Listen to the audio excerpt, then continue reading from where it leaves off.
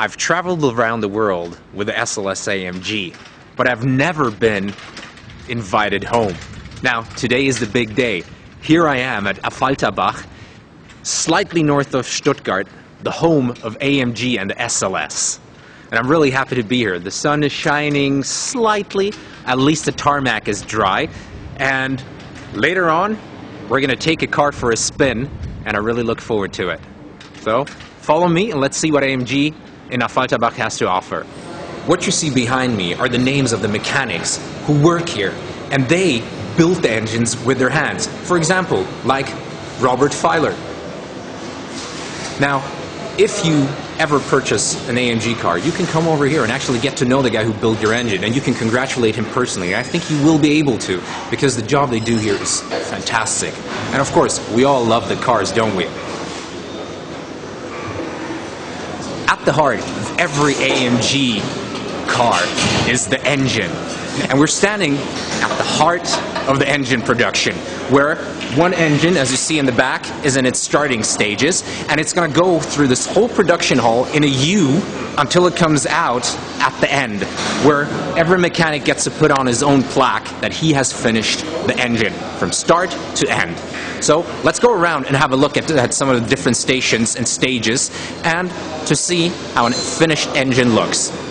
Now here at AMG, everything is about people building cars with their hands. So it's really something manual. But of course technology is integral to sustaining the high quality of all the engines. Hence, Mercedes also, and AMG has this fantastic system where all the parts are scanned in, all the different stages are monitored, and of course you always know which part is built in, where and when, and you can trace everything. You can maintain the highest quality, as of course you can see here. I think it's a great system. Hand-filled engines.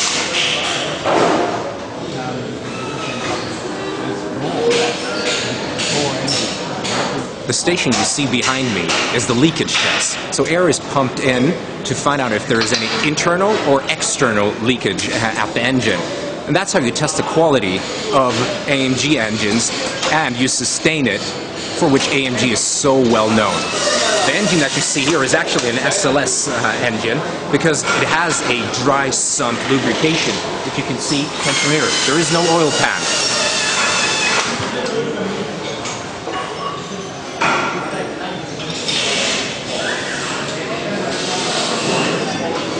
Where we stand now is the end of the production. So after the engine has gone through all the stages, this is where the guys finish up and put the plaque on.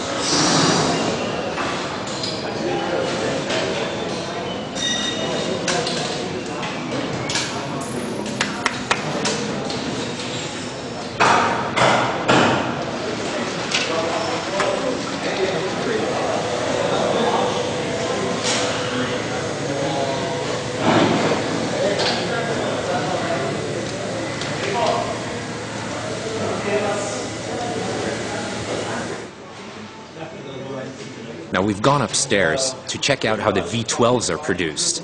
Now here behind me you see the guys working on the engine of, for example, an S65, SL65 or CL65.